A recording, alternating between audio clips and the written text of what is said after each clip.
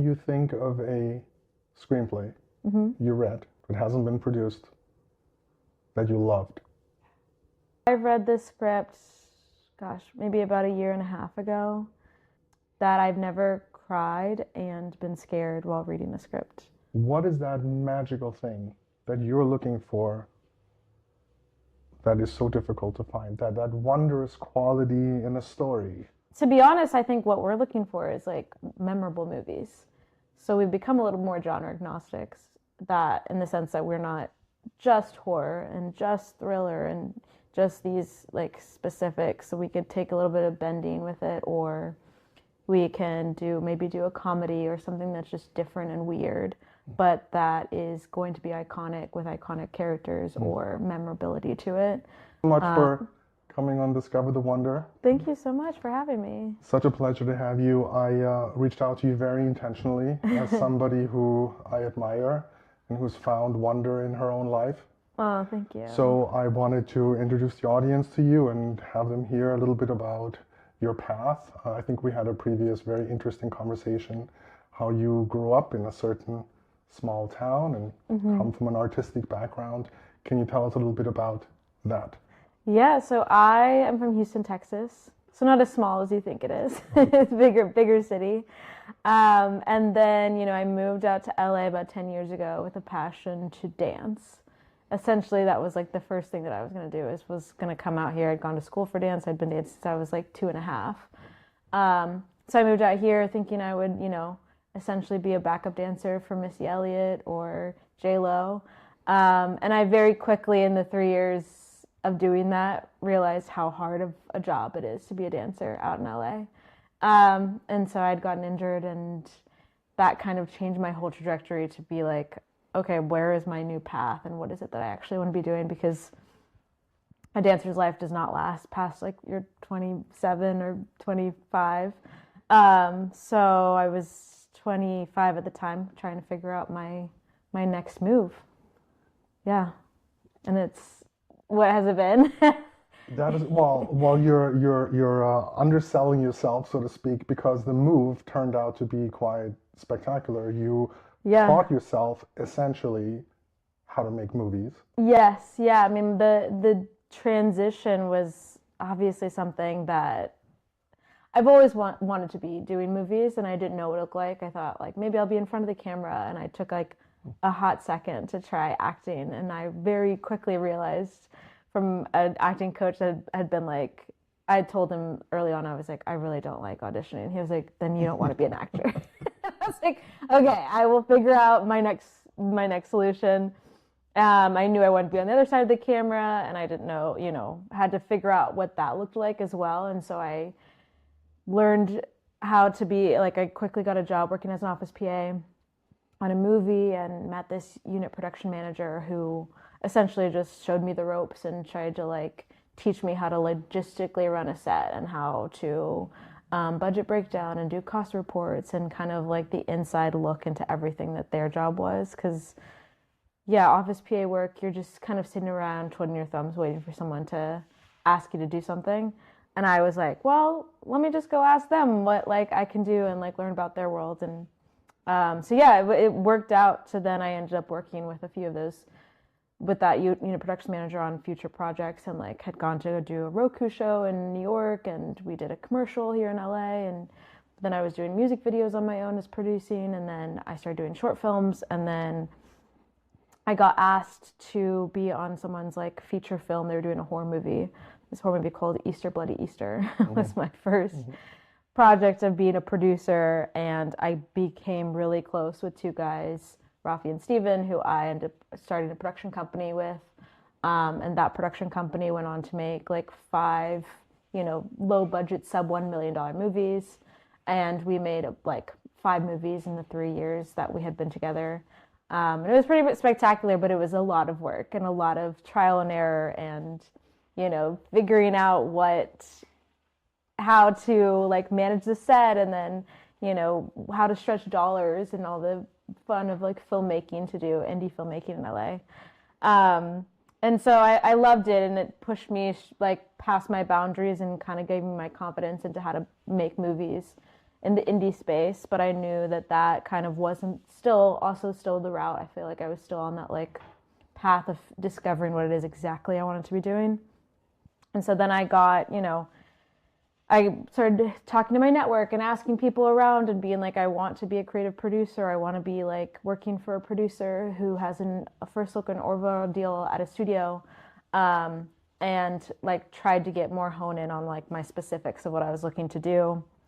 At that point, now I'm like 30 years old. I'm figuring I'm heading like the new decade of my life and trying to figure out like, do I have to go back to go forward, and do I, go work at an agency in the mailroom, or, figure out an assistant job for a director. And I got very lucky and started working at Warner Brothers for a senior vice president, and kind of learned the ropes about how the sausage got made on the studio side.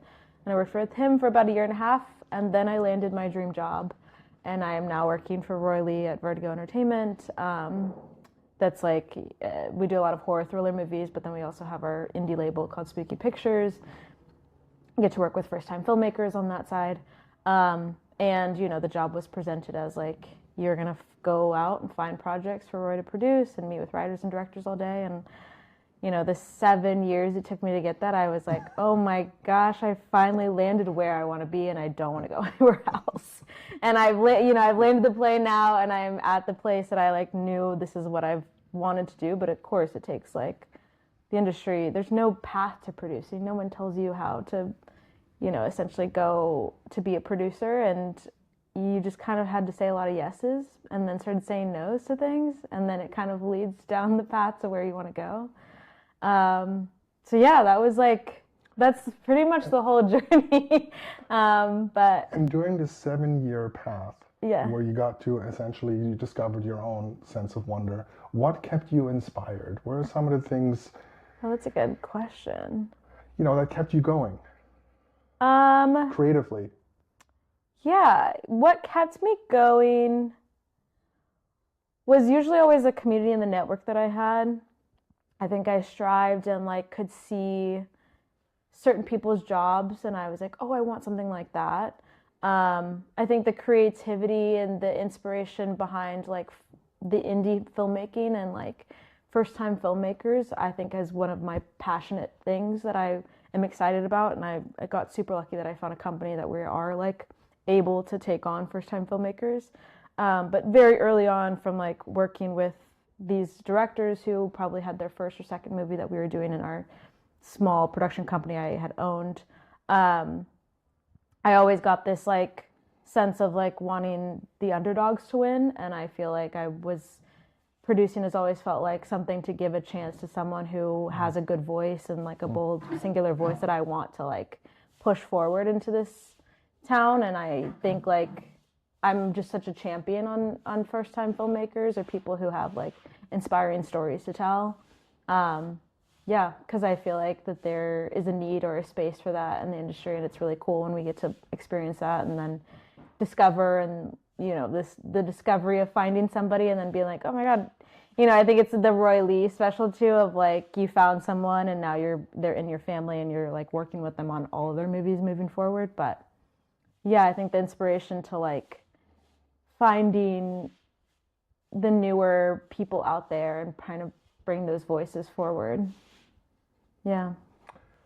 Earlier today, I texted you, this morning actually, quite unsolicitedly, and I asked you to bring some material that was important to you. Yeah. From your childhood, some books. Yeah. And it's all boxed up because you're moving. Yeah. So understood. But is there something that you can remember that you loved growing up, that gave you inspiration, that gave you a sense of wonder? I mean, I have to go back to my roots of dancing because I feel like that has also led me to where I am. Growing up as a dancer, you're very disciplined and you're very perfectionist and you want to make the best thing, but you're also like creative and you have, a heart to certain things and movement and how to like express yourself within your movement. So I'd say like, my either first pair of jazz shoes or like something that kind of gave me the spark to being creative, because I think a lot of my job nowadays is being very creative. I get to like sit with writers and talk about how to make their script better, or give feedback on cuts of movies and things like that. So I think my biggest thing is like the thing that made me creative, and which is dance ever since I was 2.5. So probably like something dance related, I would say, is my prized possession. And then I think I have a DVD of it, but The Sixth Sense is my favorite horror movie. And that is the reason I now work in horror thrillers, because of that movie. So probably a lot of those things I would say are my biggest, but also like my family has been my biggest support. If I have a photo of them to be able to present right now, it's like those are the people who've always championed me since day one and like wanted to see me grow into where I am today. So what's it like going back home to Houston now?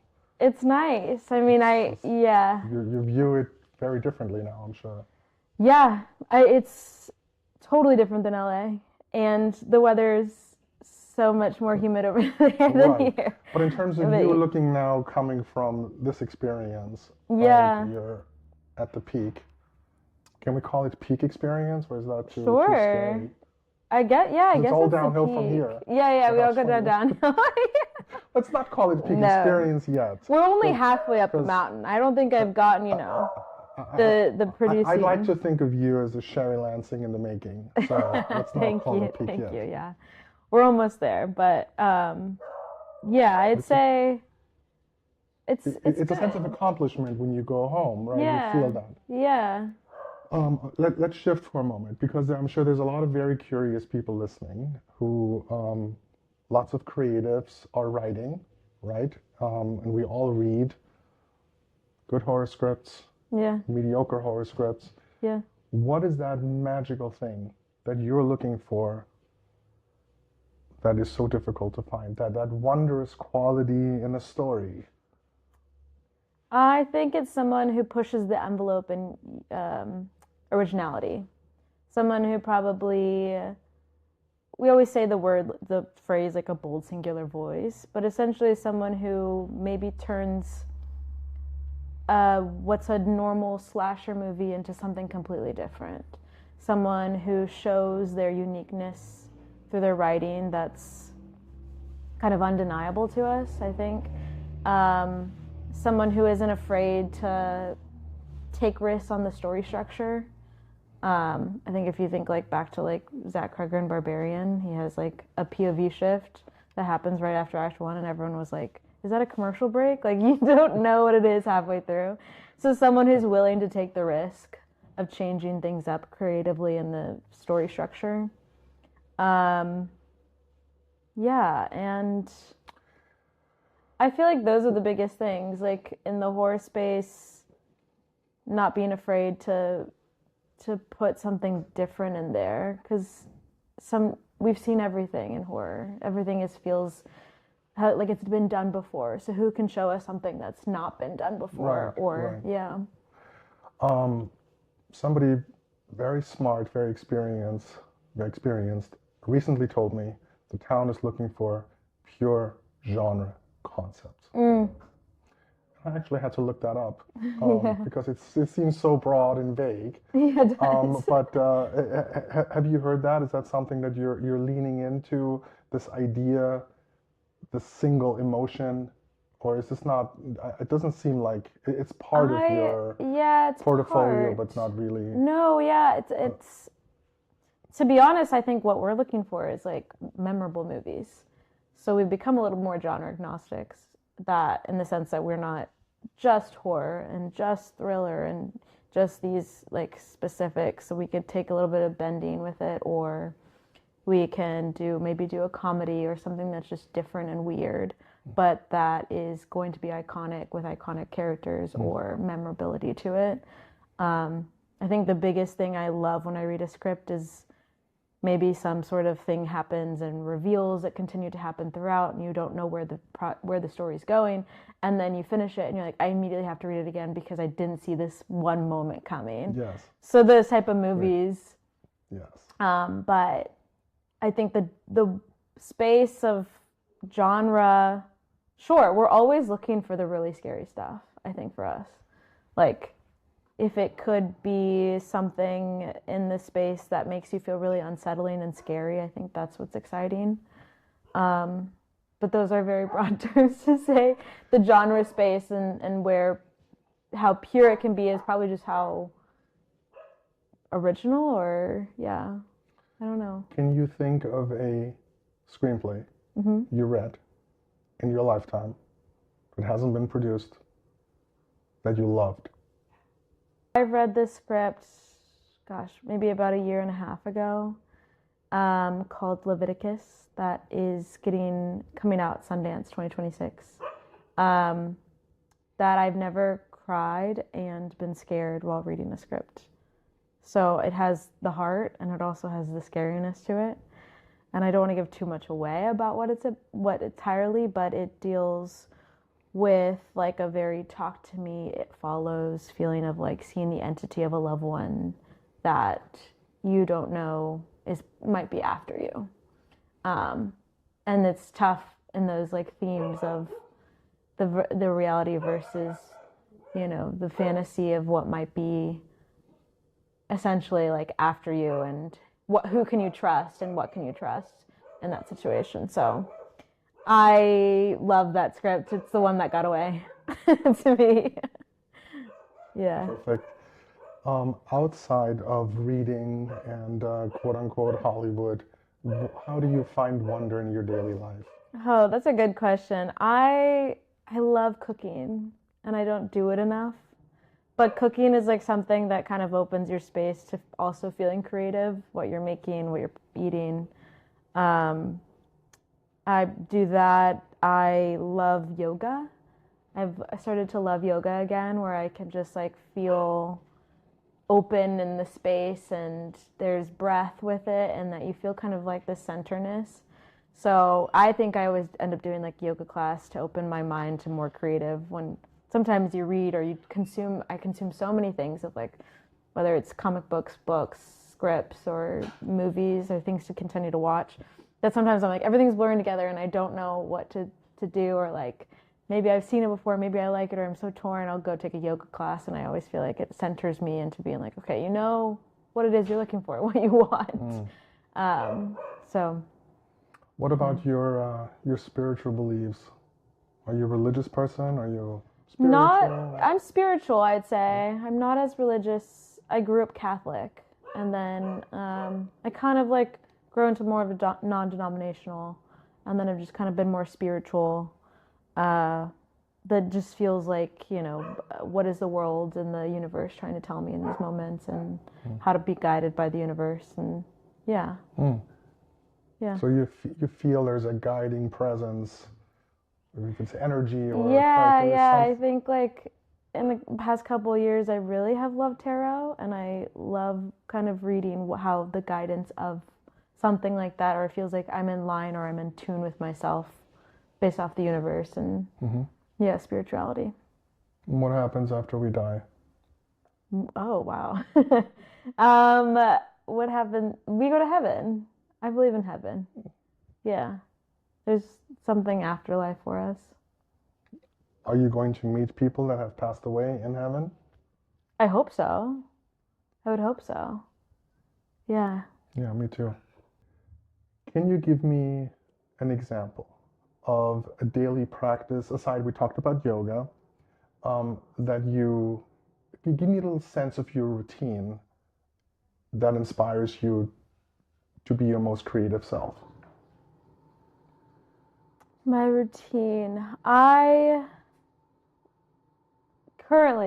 just talk currently where my routine is at. Because I feel like I love my time in the morning to myself, but it requires reading a script for work. However, I've gotten into this habit now of getting up around like 5 a.m. Essentially just, taking the moment to either journal or like take a moment to myself in the morning. And then I'll get up, I'll make a cup of coffee, and then I'll read a script.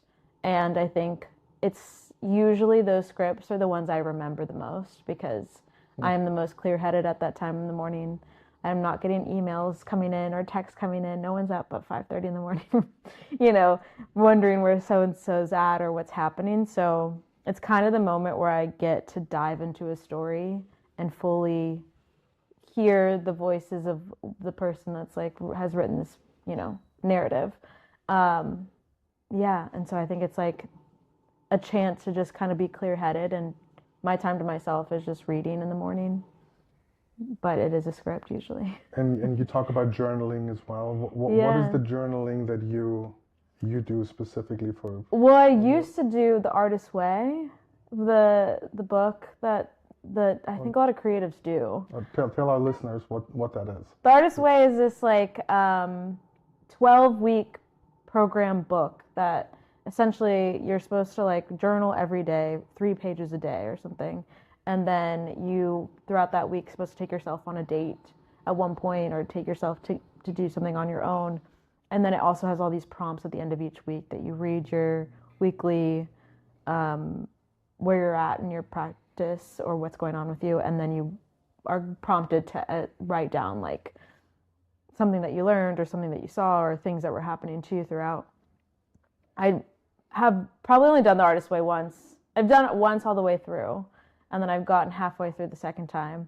They're always coming up at times when I'm in a transition of my life that I've done that, and they always are very eye-opening and bring you a lot of like clarity on where your situation's at.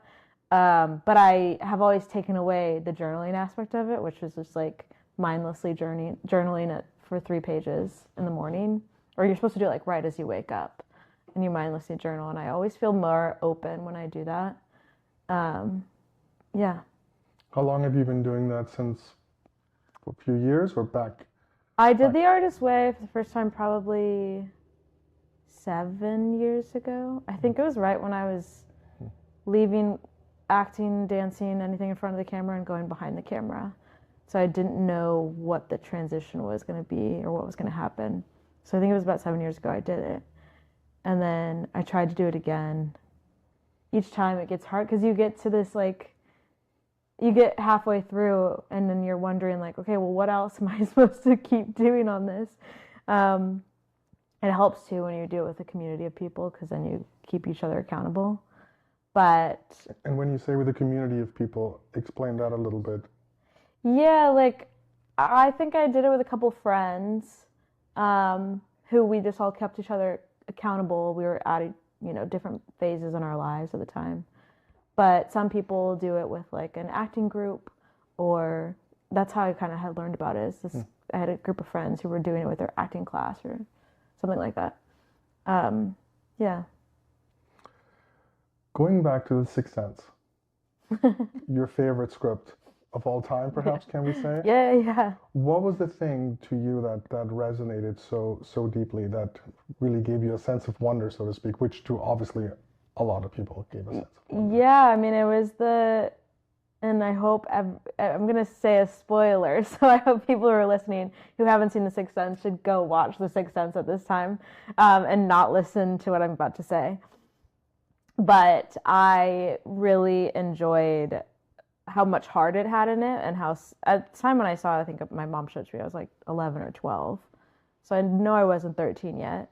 But she had showed it to me, and I remember being scared in a lot of the moments, but then also feeling so heartbroken for Toni Collette's character, the mom, and what she was having to figure out with her son and like what was happening. And then to find the reveal in the very end that his friend that he had been hanging out with the whole time has actually been dead the whole time was one of those moments where I was like, I have to immediately watch this movie from the beginning again, because I want to know, I want to see it, I want to see it already, that this is happening.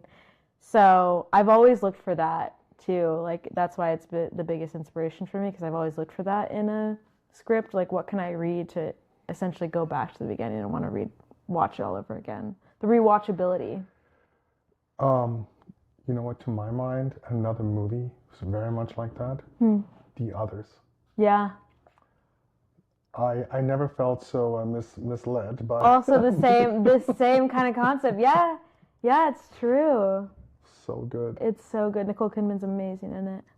So, Well, Liana, thank you so much Of for course. coming on the show and letting us know about how you find your sense of wonder. Thank you. Thank you Hope for to have having you. me. Of course, hope to have I you loved again. this. Yes, of course. Thank you. Thank you everyone for watching. If you like what you heard, please subscribe and share. And until next time, thank you.